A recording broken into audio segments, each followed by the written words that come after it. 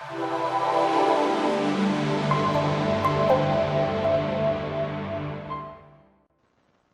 everyone, it's Stasha Erickson. I hope you're all doing well today. Well, it is February the 15th of 2017, and I am here today with a quick Mandela Effect video. So I have really been getting flooded with Mandela Effect updates, almost to the point where it's been every single day, several times a day. I'm either seeing new videos or having new videos sent my way with Mandela effects that are just out of this world. It got to the point where yesterday I had to actually exit the majority of the groups that I'm in on Facebook where I discuss other spiritual and esoteric topics because the Mandela effect is really, really taking a front seat at this time. And the main reason that I believe that I have been called to be a part of this movement of the Mandela effect is due to my background in faith and also due to my background in theology and religion. And the main reason is that I've been studying the King James Bible among many other Bibles for quite some time now. And I went to the University of Theology as well a few years ago.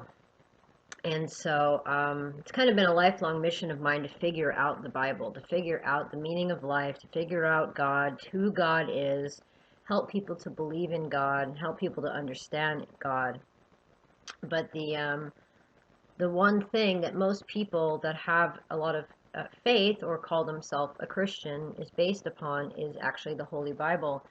So when the Holy Bible starts changing and the words disappear and the words change, it really sends a disrupting kind of stir through the souls of many human beings that see this happening. Now, I've mentioned to you guys before, there is a wonderful woman on YouTube who calls herself Extol Yeshua Always. And she is the #1 Mandela Effect Bible Change channel that I go to. She's on it constantly and has many, many helpful people sending her changes. Now, at the beginning of this month, I did a tarot reading for you guys, and I talked about how the tarot cards were actually based off of the Torah, which was the oldest, the older Hebrew Bible. And so I was watching one of Kat's videos today, and I noticed that one of her listeners had sent in pages of her Torah that were fading away. And so I'm going to show you some screenshots for the video that Kat did and show you the different changes that are happening here. But what has basically happened most recently is that now people are going to their Bibles. It was like a Greek translation, King James, and also their Torah. And they are now seeing that pages are beginning to simply fade away. And what I mean is that the font and the text in the actual book is fading. Now there's other parts of the book, if you go through, and a lot of it's happening in Mark, there are just straight up chunks of scripture missing. There is faded words, missing words, huge chunks, huge chunks of scripture just totally missing. And even at Mark, I think it's like chapter 42, verse 17. There's a screenshot here. You can see that they have even inserted paragraph markers at the start of some of these Bible changes. There's a paragraph marker in the Bible. I mean, these things could not make it into a final edition. It just doesn't make sense.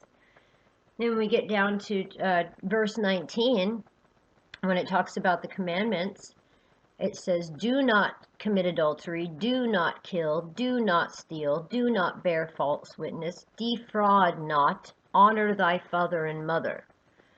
And when this verse is written, all the do's are in a capital D. Do not kill, do not steal, do not bear false witness. And there's not a period at the end of these commandments. There's a comma.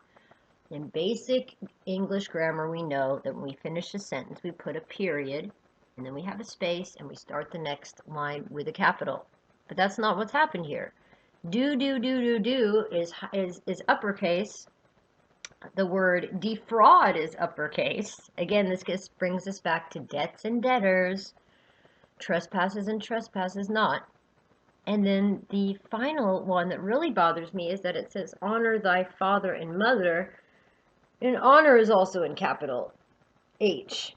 But you move down to the next line, and you've got talking about, and he answered and said unto him, Master, all these I have observed from my youth. So master can be capitalized, honor can be capitalized, defraud can be capitalized. All of these very strange words should not be capitalized. So what is going on? What in the heck is going on with our Bibles? I mean, really, I was going to make this video super long and show you guys all the Bible changes that I've picked up since the last time I talked about this, which was a couple months ago. But I have so many notes and so many video clips that I think I'm just going to have to start rolling out a lot of short videos just to kind of focus on specific things that are happening right now.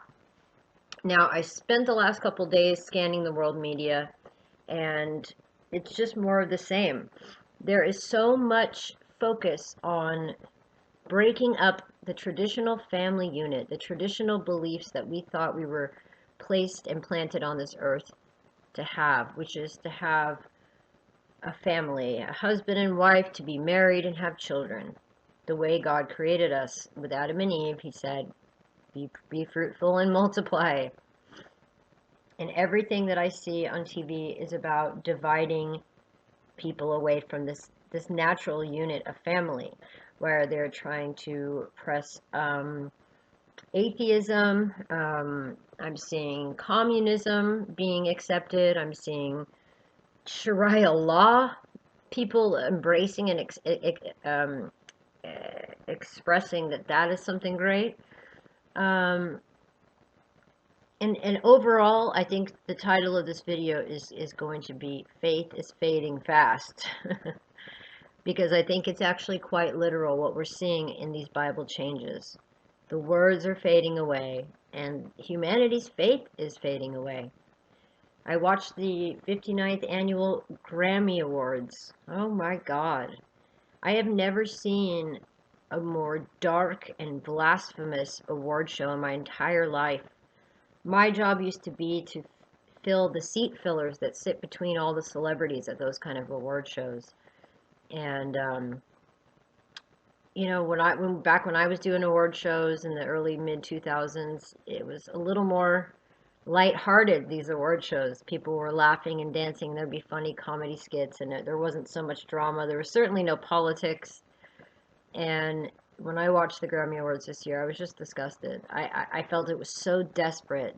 The artists that were there, they just can't even perform anymore. Everyone seems so worried about who's going to win and what people are wearing that they've completely forgotten about the music. Poor Kanye West was nowhere to be found because he's been having a breakdown along with many other people. I saw a horrible video of Misha Barton the other day that just completely broke my heart. I really think that we have to have some compassion for these celebrities. And I know that many of them are the cause of the divide that's happening right now between, especially America. But you guys have to understand, I have seen what these people go through. I have seen the shitty parents that didn't do whatever they meant to do with their life, and they lived vicariously through their children. And these children never had childhoods. So the minute they were old enough, they were shoved into the belly of this beast. Or before they were old enough, they were shoved into the belly of this beast, and that's all they ever know. I see the desperation on their faces. I see the desperation of the collaborations. What is Lady Gaga doing performing with Metallica? I mean, it is just... And even Beyonce, Queen Beyonce, she had been planning that to win that record of the year for a whole year. I remember this time last year when Lemonade came out and I was trying to get through it, and it was really making me just sick to my stomach. Parts of that, of those songs and that video presentation that she presented out with that album, they were disturbing. They were very disturbing, and they were very anti-faithful. And to watch how she paraded around that night, just waiting for every award to come her way. And when Adele wins instead of her, you could almost see how upset and worried Adele was that Beyonce had won because she was so afraid of her. And it's not to say that Adele is innocent either. If anybody's on TV, they got there for a reason and they had to go through a lot to get there. But for these celebrities, I mean, I see them breaking down every other day. I see their faith flying out the window. I see that it's cool to just want to party and be on drugs and drink alcohol and spend money and use money phones and all this crazy shit that's cool now. And there is literally no mention of faith at all whatsoever. What would this world be like if we did not have some kind of faith? What would this world be like if we didn't have God?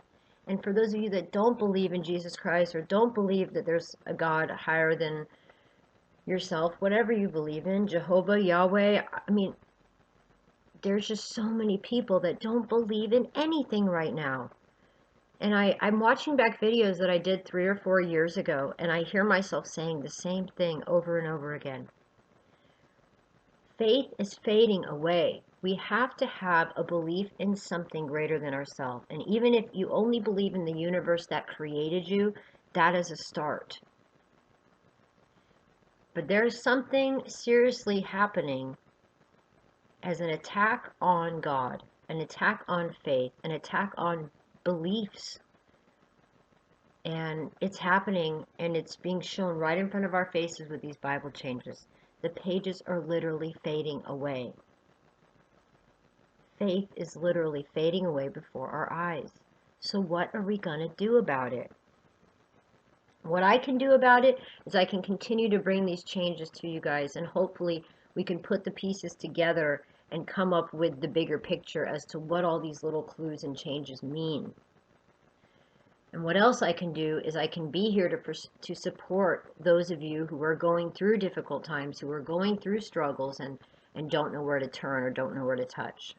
Or, sorry, where to touch, who to reach out to is what I meant to say. And so I've been doing this work for many years where I'm just here to kind of support people. You know, I'm not short of my own problems or my own stresses or my own worries, but I have this really divine spark within me that was placed within me by God Himself to help humanity and to help those of us who are on the fence of losing our faith. I'm here to bring all of the children back home to their father. That's what I'm here to do. I'm never going to be too new age. I'm never going to be too esoteric. I'm always going to be this person right in the middle trying to explain to you that faith and beauty and creation and love and passion and fire and spirit, they all came from God. And everything beautiful that you see on this planet, we created this beauty. We have to give ourselves credit for the beauty that we have created. So my message to Christians out there is, if the only faith that you have is in the words of this book, make sure that you can separate the words in this book from what you know in your heart. Because from what I know about God, He lives in your heart. And when we literally, physically see our Bibles changing at this level of rapidity, then we may even have to put those books down soon. And all we will have is our memories and our souls and each other. But you know what? That's everything.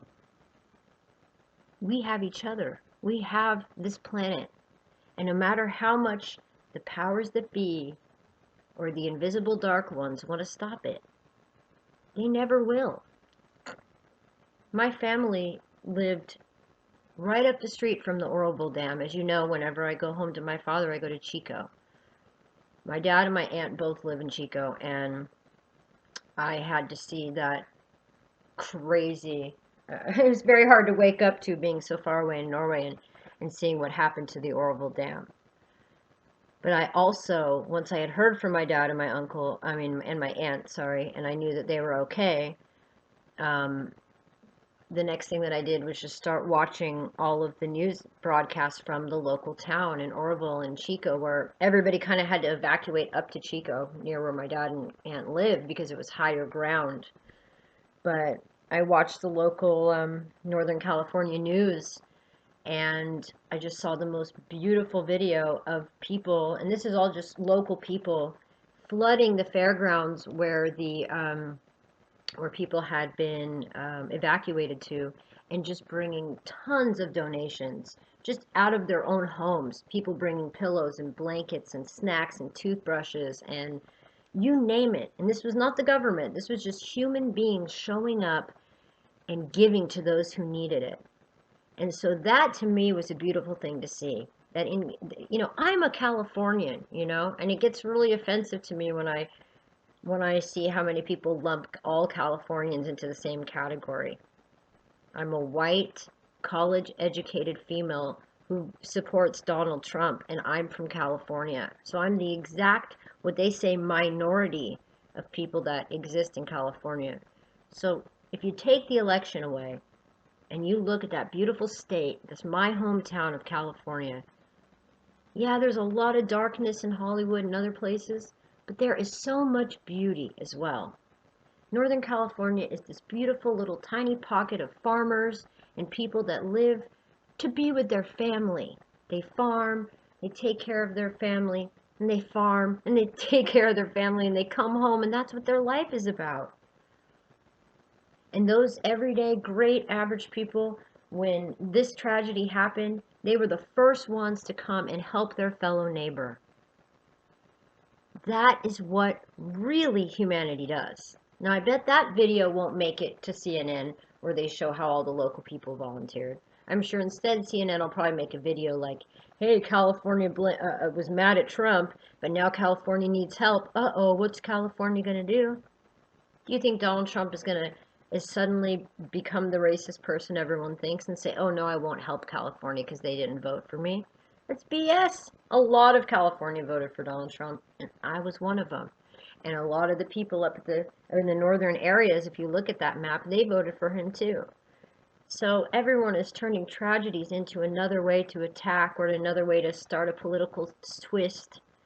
I even saw that after the Grammys, when Adele won instead of Beyonce, like I already noticed how Adele seemed so afraid of her. But then the news media the next day started calling it a racist win. Oh, the Recording Academy is racist, and they just like white people, so that's why Adele won everything. Are you guys kidding me? The Beyonce album was fucking disturbing. Excuse my French, but it was disturbing. And Adele has one hell of a voice. So maybe she appealed to the masses more.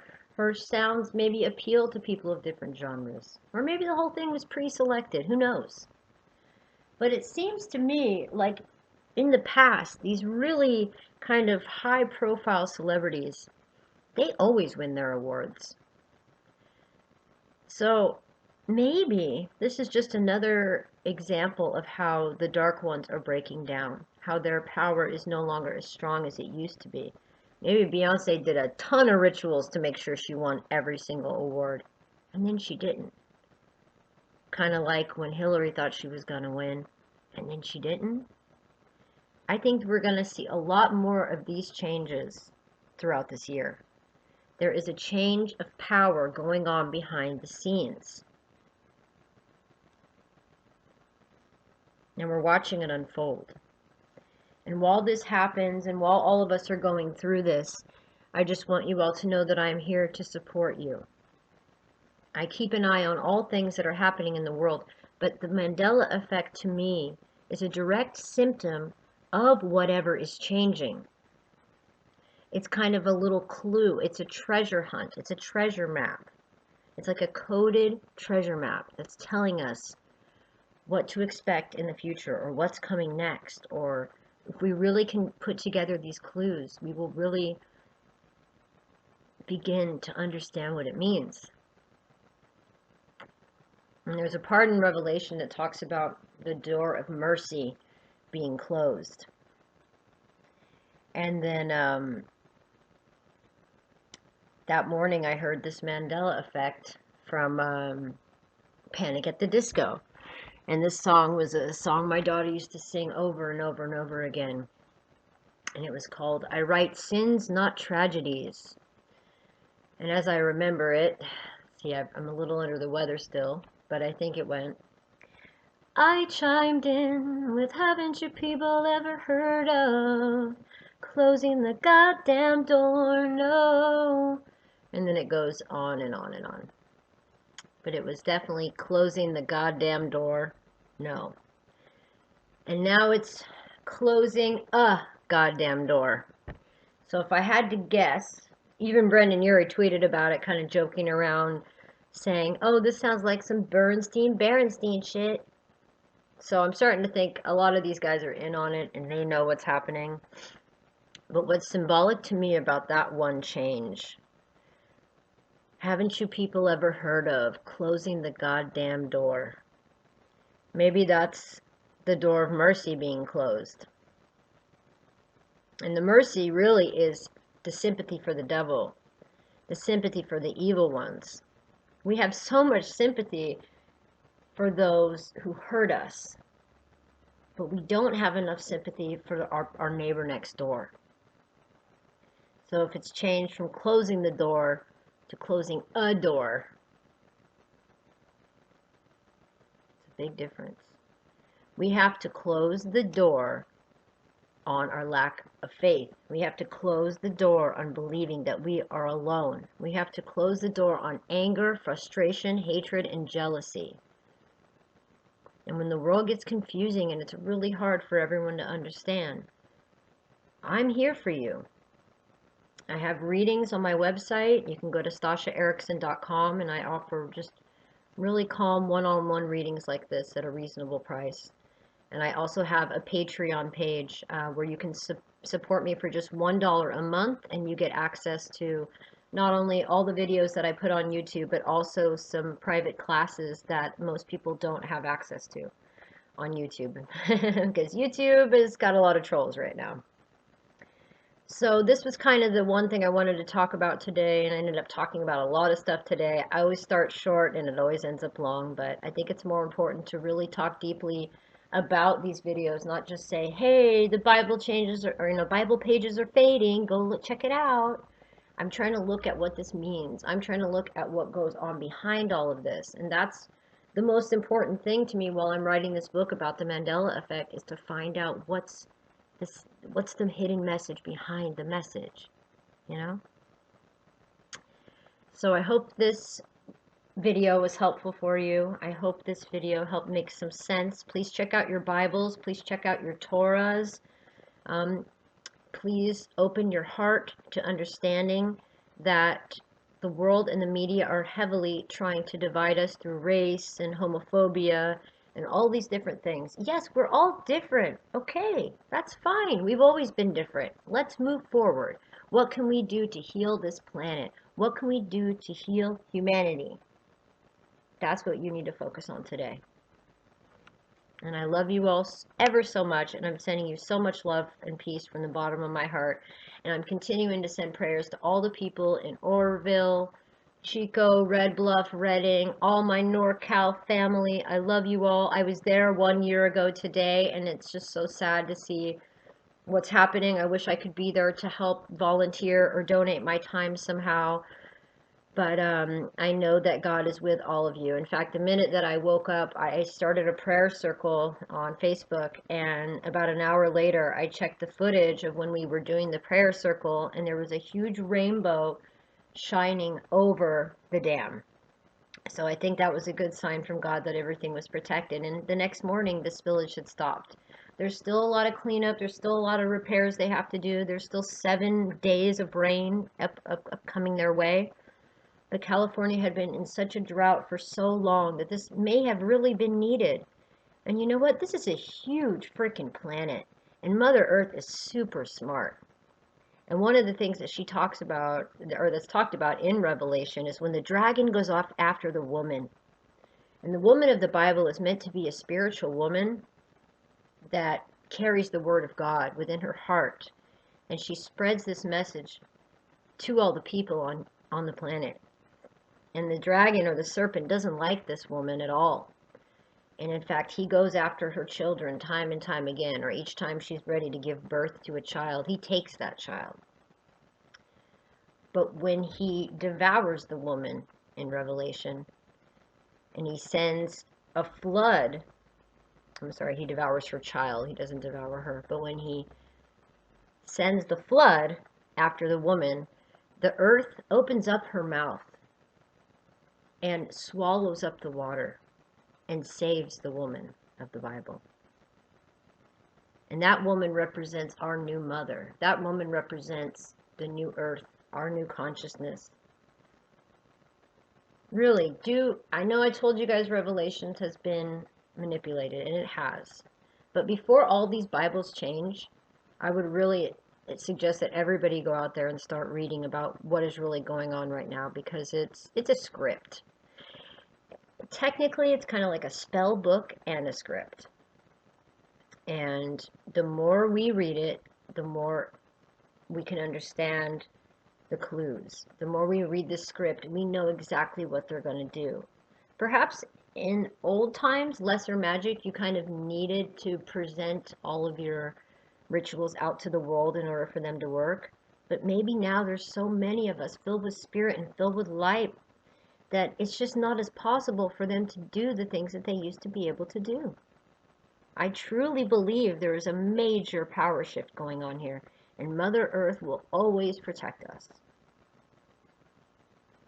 Okay, guys, so I know I went kind of all over the place on this video, but it's just one of those days where there's so much going on. I kind of have to mention as many little things as I can to really help you put into perspective. This isn't just Bible pages fading. This is an attack on humanity, and this is an attack on our souls. They want our souls, and we will not let them have them. I love you guys. Go to StashaErickson.com and book yourself a reading. Check out some of the books that I have written and see if any of that helps you. Also, this YouTube channel, if you haven't subscribed, has hundreds of videos that can help you on similar topics. And again, you can go to Patreon and pledge just $1 per month, and you will get access to all of my YouTube videos as well as private videos that are just for my patrons only. I do full-length classes and all kinds of stuff on there. So I hope to see you out in the internet world. I'm loving you all so much. I'm sending you so much strength, peace, faith, and hope. Never give up, as John Cena says. And I love you all so much. Bye-bye.